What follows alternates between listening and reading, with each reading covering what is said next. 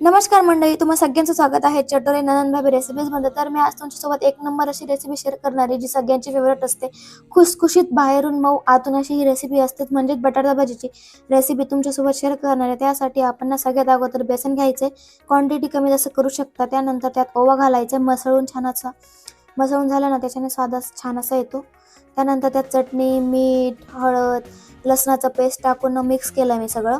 त्यानंतर पाणी टाकून थोडं थोडं मस्त असं पेस्ट तयार करायचं. पेस्ट जास्त घट्ट पण नको, जसं पातळ पण नको. व्हिडिओमध्ये ज्याप्रमाणे दिसते त्याप्रमाणे पेस्ट असायला पाहिजे.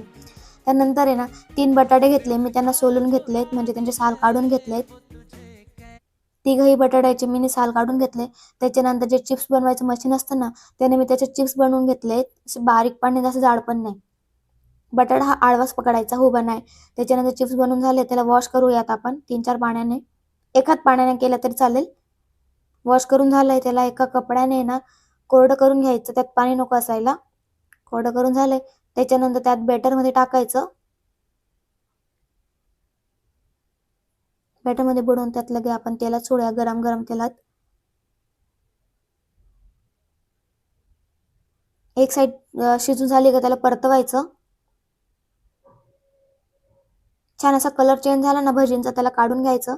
मग त्याचं तेल आहे ना छान असं निथरून द्यायचं. बघू शकता भजी तर रेडी आहे. तुम्ही पण नक्की ट्राय करा. रेसिपी आवडल्यास चॅनलला सबस्क्राईब करायला अजिबातच विसरू नका. व तुम्हाला कसली रेसिपी अजून हवी तुम्हाला नक्की कमेंट करा, मी तुमच्यासोबत नक्की शेअर करेल. नेक्स्ट रेसिपीमध्ये भेटूया आपण. Tata bye bye.